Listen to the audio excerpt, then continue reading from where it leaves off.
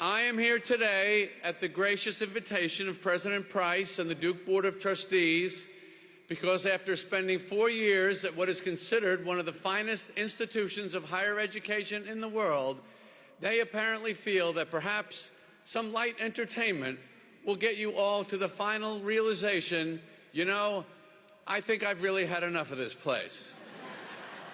Let's bring in a comedian. Let's bring the sophistication and erudition of the Duke experience down a couple notches. And I thought maybe that does make sense. Maybe the thinking was what we really want is to just get these kids the hell out of here. What would give them that last final push?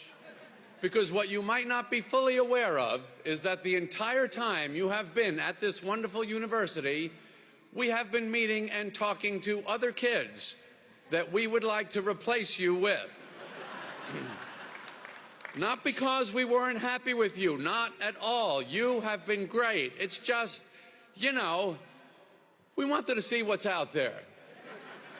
I don't want to say exactly how many kids we talked to. It's roughly this many. And we met a lot of wonderful kids, a lot. Was there a time when we were thrilled to have you come here to learn, grow, and flourish? Of course there was. That time has passed. We do offer graduate programs in a number of different disciplines if you and your parents want to stall your ultimate uselessness for a few more years. I can't imagine how sick you are of hearing about following your passion. I say, the hell with passion. Find something you can do, that would be great. If you try something and it doesn't work, that's okay too. Most things do not work. Most things are not good. You know this already from your short lives. You leave the house, you come back. How was Pie Hard? It was okay. That's why everyone tries so hard to get in here. Duke actually is really good. The school is the square handicap button that opens the broadhead doors to your life. Unless it's those heavy wooden doors at the West Union, those will kill you. Let go of this idea that you have to find this one great thing that is my passion, my great passion, with your shirt torn open and your heaving pec muscles. It's embarrassing. Just be willing to do your work as hard as you can with the ability you have. We don't need the heavy breathing and the outstretched arm from your passion. It makes coworkers uncomfortable in the cubicle next to you.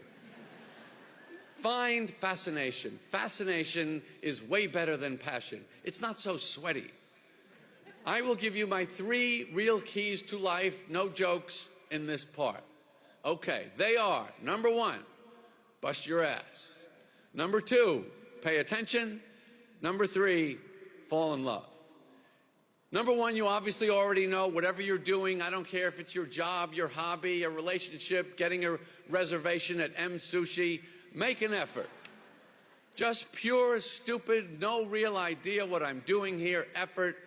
Effort always yields a positive value, even if the outcome of the effort is absolute failure of the desired result.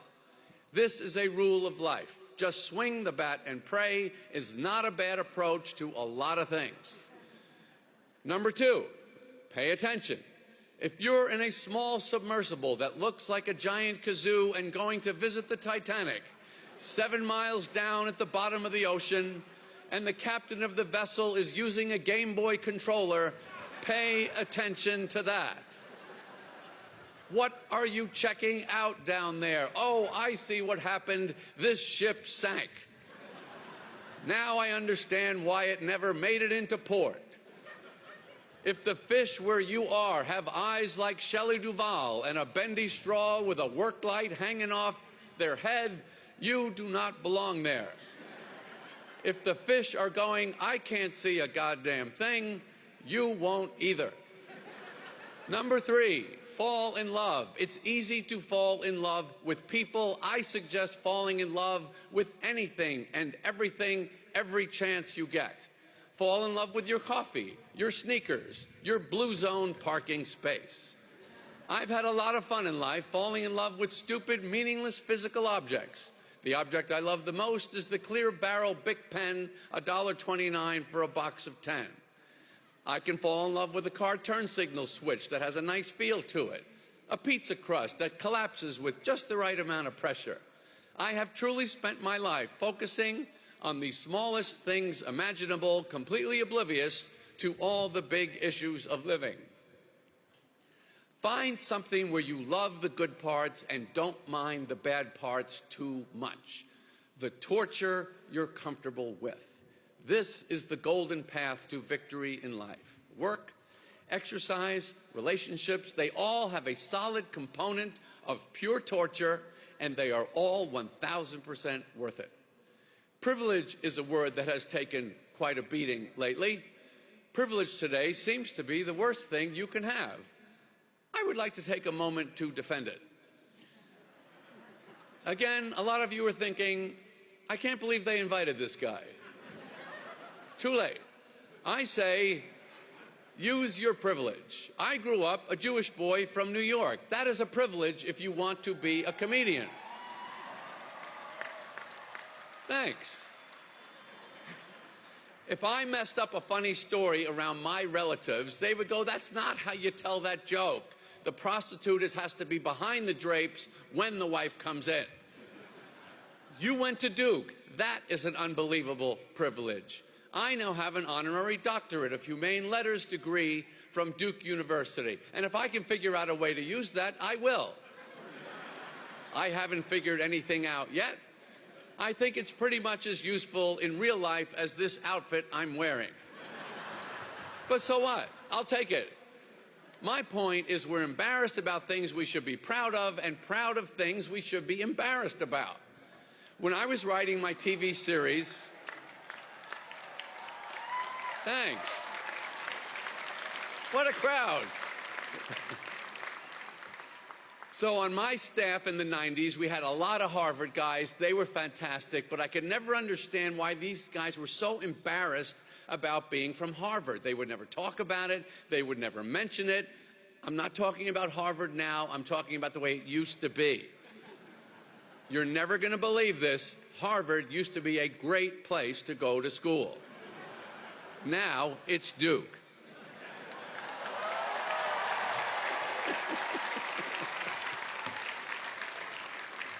You didn't fake your fabulous education. You earned it. Be proud of it.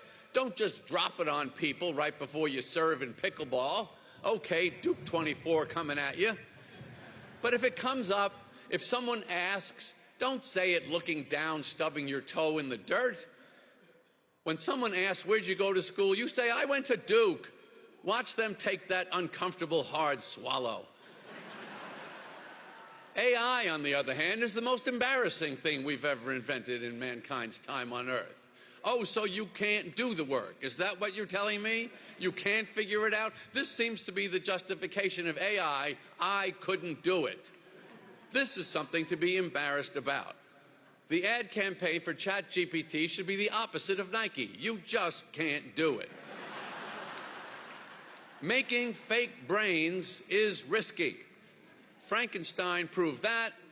He was so dumb, he thought a monster needed a sport jacket. It's not a wine tasting. We're terrorizing villagers. No one's going to tell you, I'm sorry, Mr. Stein, it's jackets only this evening. What I like is we're smart enough to invent AI, dumb enough to need it, and still so stupid we can't figure out if we did the right thing.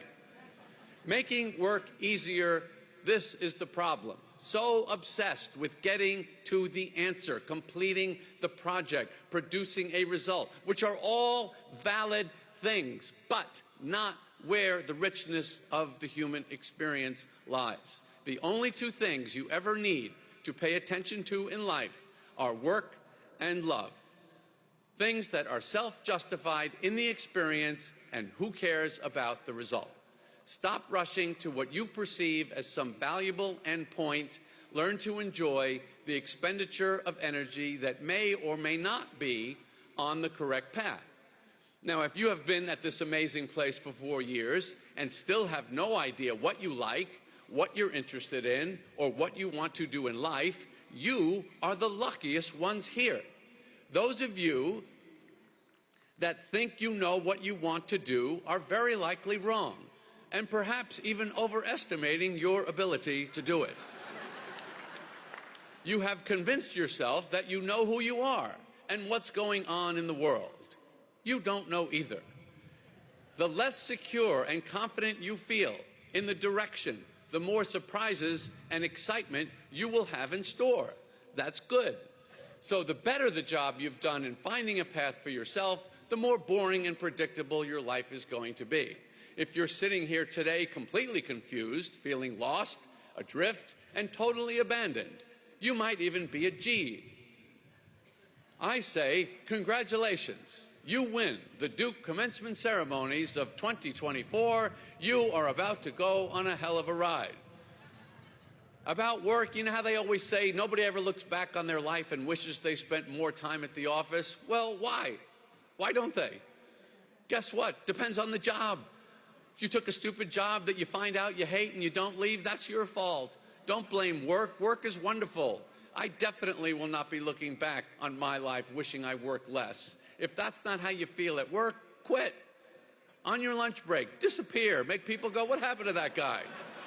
I don't know. He said he was getting something to eat, never came back. The one thing I know about this gang here, you are all worker bees, and I mean that as the highest compliment. I love bees. Beautiful, amazing, elegant society. I made a cartoon movie about bees you may have watched as a child. If any of you felt slightly uncomfortable about the sexual undertones in the relationship between Barry the bee and Vanessa, the florist who saves his life, I would like to apologize for that now. I may not have calibrated that perfectly, but I would not change it. And this is probably the biggest point I would like to make to you here today regarding humor. I'm going to try and reach across a couple generations here to tell you the most important thing I am confident that I know about life. I'm 70. I'm done. You are just starting. I only want to help you. The slightly uncomfortable feeling of awkward humor is okay. It's not something you need to fix. I totally admire the ambitions of your generation to create a more just and inclusive society. I think it is also wonderful that you care so much about not hurting other people's feelings. In the 1,000,001 ways, we all do that every second of every day. It's lovely to want to fix those things, but, all caps, but, what I need to tell you as a comedian, do not lose your sense of humor. You can have no idea at this point in your life how much you are going to need it to get through. Not enough of life makes sense for you to be able to survive it without humor. And I know all of you here are going to use all of your brains and muscle and soul to improve the world, and I know you're going to do a bang-up job. And when you're done, as I am now, I bet the world, because of you, will be a much better place. But it will still not make a whole hell of a lot of sense. It'll be a better, different, but still pretty insane mess. And it is worth the sacrifice of an occasional discomfort to have some laughs. Don't lose that. Even if it's at the cost of occasional hard feelings, it's okay. You gotta laugh. That is the one thing at the end of your life you will not wish you did less of. Humor is the most powerful, most survival, essential quality you will ever have or need to navigate through the human experience. The other thing I see going on that throws a lot of people, thank you. I was hoping you'd like that part. The other thing I see going on that throws a lot of people off these days is thinking, I've got to make as much money as I can.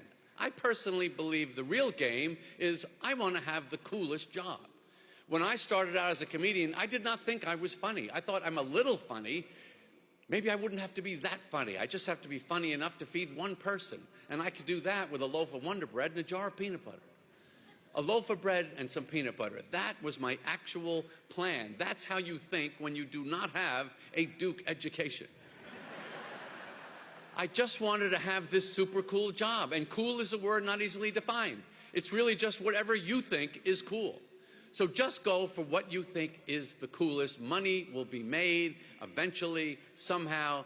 Try not to think about it so much. I see this messing people up a lot. Put it to the side a little. Don't think about having, think about becoming. Having is fine, but focus on becoming. That is where it's at. And I know you're not really even listening to this speech, and that's okay. I wouldn't either. You're graduating, you're thinking about yourself or timing your mobile order from the Yalla truck. That's all cool. But the one thing I really do care about communicating to you is don't lose your humor. Forget the rest, forget your education, your degree, your privilege. All of you here would do fantastically well without any of it. All of you here, without question, are the best of the best. Just don't lose your humor. It's not an accessory. It's your Stanley Cup water bottle on the brutal long hike of life. And humor is not just for the stress relief or even just the simple fun of laughing, but for the true perspective of the silliness of all humans and all existence. That's why you don't want to lose it. Try to enjoy some of the dumbness of it all. That's the best life advice I can give you. I wish you luck. I wish you love. Thanks for the phony degree and the ridiculous outfit. Go get him, Duke class of '24. Throw the hat up. Let's get out of here. Congratulations.